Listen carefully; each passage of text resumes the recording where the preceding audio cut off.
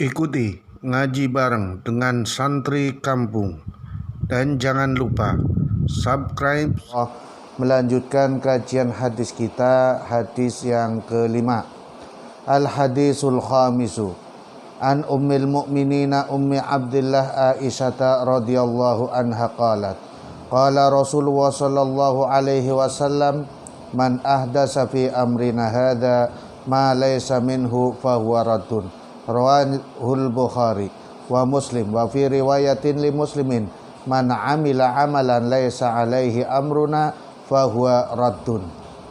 An ummil mukminina, saking ummul mukminin, ibune wong mukmin. Ummi Abdillah, ibune Abdullah, Aisyata rupane Aisyah radhiyallahu anha qalat, ngendika sapa Aisyah. Kala ngendika sapa Rasulullah sallallahu alaihi wasallam, man utawi sing sapane wong iku ahdasa, nganyar-nganyari, memperbaharui, membuat satu perilaku perbuatan sing ora nana pada zaman Kanjeng Nabi Muhammad, fi amrina, ing dalem urusan kita, hada yo iki agama Islam, ma perkara laisa kang ora nana apa ma minhu saking amr, fahuwa mongko taima iku raddun, tertolak. Rawi nyeritaken hu ing hadis sapa Bukhari yu Imam Bukhari, wa Muslimun lan Imam Muslim, wa fi riwayatin lan ing dalam siji riwayat li Muslimin kadue Imam Muslim, man utawi sing sapane wong amila iku ngamal sapa man amalan ing amal, laisa kang ora nana iku alaihi ngatasé amal apa amruna urusan kita, fahuwa mongko ta'i amal iku raddun, tertolak. Rawan nyeritaken hu ing hadis sapa Bukhari wa Muslim. Melihat hadis ini, penjelasannya memang agak rumit ketika memang dengan saklek kita memahami hadis Nabi Muhammad sallallahu alaihi wasallam, khususnya yang terkait dengan sesuatu perbuatan atau ucapan yang tidak dilakukan oleh Nabi, tapi perbuatan atau amaliyah itu berkembang di tengah-tengah masyarakat. Banyak sekali amaliyah-amaliyah yang tidak dilakukan oleh Nabi Muhammad sallallahu alaihi wasallam kemudian berkembang di kalangan kaum muslimin. Dan setiap negara, setiap daerah itu berbeda-beda. Menjadi masalah ketika ada sebagian kaum muslimin yang menganggap bahwa yang terpenting tidak dilakukan oleh Nabi, berarti kita ini tidak boleh melaksanakan. Tetapi kadang-kadang perbuatan yang dilaksanakan itu adalah efek dari sebuah perbuatan kewajiban. Dan ini banyak sekali dilakukan oleh kaum muslimin.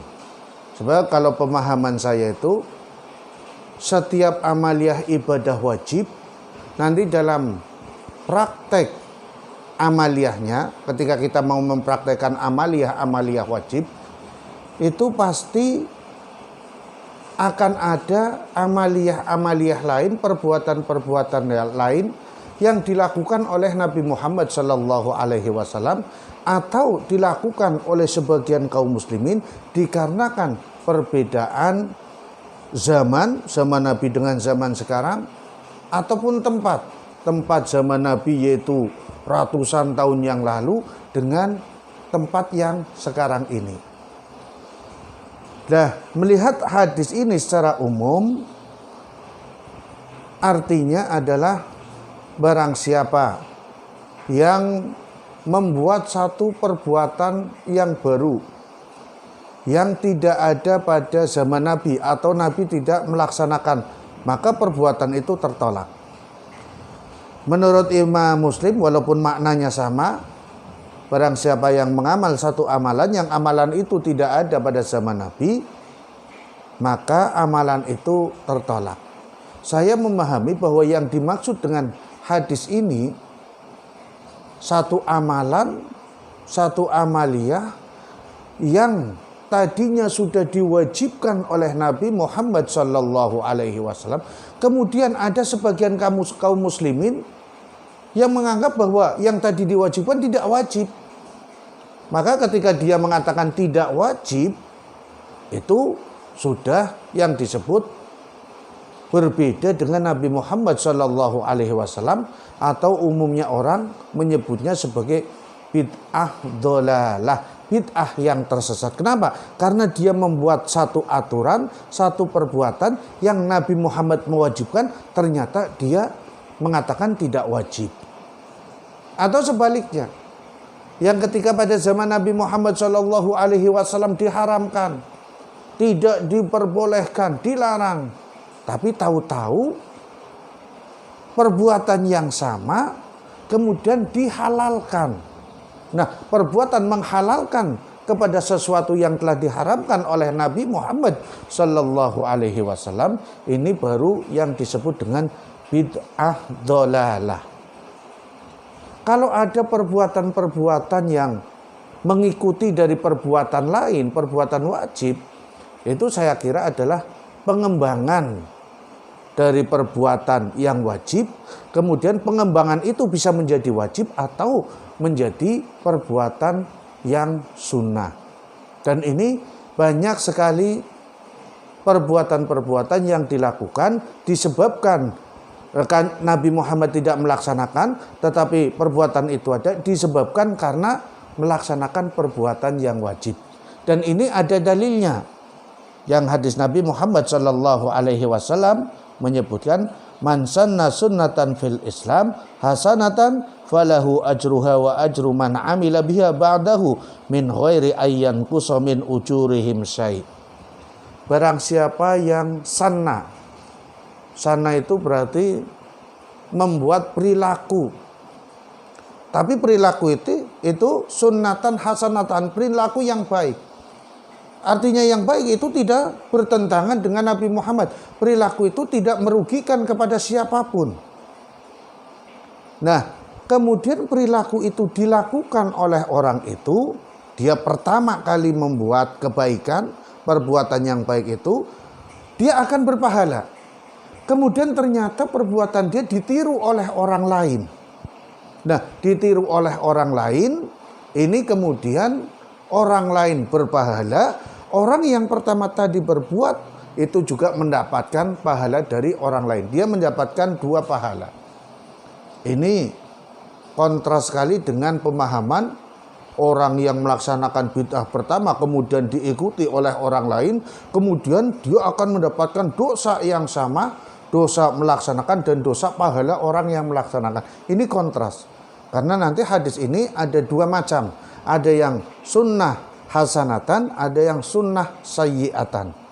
Perbuatan-perbuatan, perilaku-perilaku yang tidak dilakukan oleh Nabi Muhammad, tapi yang satu hasanah baik, yang satu sayyi'ah tidak baik.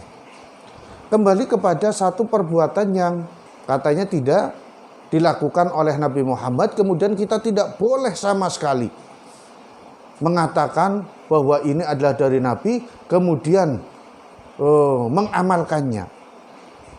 Perbuatan wajib nanti efeknya ada perbuatan-perbuatan yang lain. Nah, perbuatan-perbuatan yang lain ini bisa disebut dengan bid'ah, tapi bid'ah yang baik.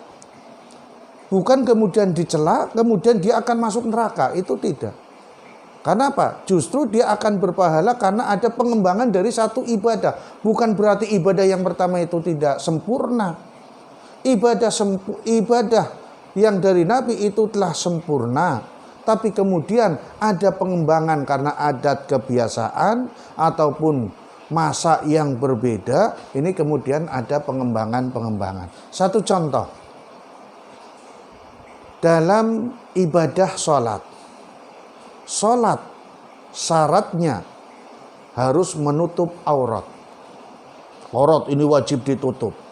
Yang laki-laki mulai dari pusar sampai lutut, dengkul. Ini paling minim. Kemudian untuk menutup aurat, padahal aurat itu bagian dari ibadah, Nabi Muhammad itu tidak menjelaskan harus berbentuk yang kayak begini untuk laki-laki, harus berbentuk yang begini untuk perempuan, bahannya harus ini, apanya harus ini. Semua tidak ditentukan oleh Nabi Muhammad SAW. Kalau tidak ditentukan oleh Nabi Muhammad SAW, maka manusia bisa membuat kreasi. Yang terpenting adalah tertutup auratnya. Orang Jawa bisa dengan adat kebiasaan Jawa bagaimana dia menggunakan penutup aurat.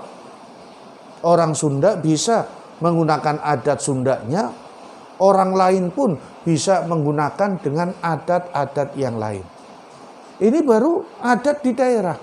Belum adat Nabi Muhammad SAW ratusan tahun yang lalu. Mungkin dengan jubah, tapi kita bisa dengan sarung. Nabi tidak pernah menggunakan dengan sarung karena memang daerahnya itu bukan daerah yang adatnya memakai sarung. Maka menutupi aurat adalah bagian dari ibadah, merupakan syarat dari sebuah ibadah sholat, tetapi diserahkan, silahkan mau menutup aurat dengan pakai bahan apa, dengan model yang kayak apa. Yang terpenting adalah tertutupnya aurat. Maka kaitannya dengan penutup aurat ketika berbeda dengan Nabi Muhammad SAW bukan dari bagian dari bid'ah ataupun yang dilarang oleh agama. Kemudian dalam hal wudhu harus dengan air. Kalau zaman dulu di kita ini pakai kolam yang besar, pakai kolam dengan langsung mengambil air anggota wudhu kita, ataupun zaman sekarang dengan keran, ataupun mungkin nanti berbeda lagi. Nah, air yang menggunakan kolam, menggunakan keran, saya kira masuk dalam bagian ibadah. Karena apa? Karena penyempurna ibadah wudhu. Tetapi ini bukan disebut dengan perbuatan yang tidak dilakukan oleh Nabi yang dilarang, tetapi justru dengan perkembangan alat pada saat itu bisa menjadi lebih baik atau memudahkan orang di dalam melaksanakan ibadah wudhu. Nabi Muhammad SAW dalam berbagai hadisnya itu banyak keterangan. Nabi Muhammad kalau berbuka puasa dengan tamrun, yaitu korma. Dan terus apakah kita kemudian harus membeli, mencari korma dan setiap sore harus disediakan korma? Itu tidak. Ternyata apa? Ternyata korma itu yang diambilnya adalah manisnya. Maka orang kita sebelum berbuka bukan dengan korma, tapi dengan buah-buahan, tapi dengan kolak, tapi dengan macam-macam. Ada es campur, ada apa. Yang diambil manisnya. Padahal Kanjeng Nabi Muhammad itu dia memakai korma. Tidak pernah makan kolak, tidak pernah makan es campur. Walaupun kelihatannya ini bukan ibadah, tapi ketika mau berbuka, yang berbuka itu sebelum berbuka dia berpuasa, kaitannya dengan amaliyah ibadah. Contoh lain, zakat fitrah. Nabi Muhammad itu zakat fitrah dengan so'an min tamrin, so'an min sairin, dengan gandum atau korma. Tapi apakah kemudian kita di Indonesia wajib mencari gandum atau korma ketika mau zakat fitrah? Kenapa kita menggunakan beras? Kenapa kita menggunakan qimatuha, harga dari beras itu dengan uang, dengan apa saja? Apakah Nabi itu sering ketika berzakat itu dengan menggunakan beras? Itu tidak. Tapi kenapa kita menggunakan beras? Nah, ini menunjukkan bahwa yang terpenting dia melaksanakan, mengeluarkan zakat fitrah, yang dikeluarkan ini berbeda dengan cara Nabi Muhammad Sallallahu Alaihi Wasallam. Begitu banyak contoh-contoh keseharian kita, amaliyah-amaliyah kita yang tidak pernah dipraktekkan oleh Nabi Muhammad SAW, tapi diyakini bahwa contoh-contoh itu tidak bertentangan dengan ajaran-ajaran Islam, dengan praktek yang dilakukan oleh Nabi Muhammad SAW. Sebagai satu kesimpulan, bahwa yang tidak diperbolehkan kaitannya dengan bid'ah ataupun tidak, itu adalah apabila kita menghalalkan sesuatu yang telah diharamkan oleh Nabi, ini baru namanya bid'ah. Kalau kita mengharamkan ataupun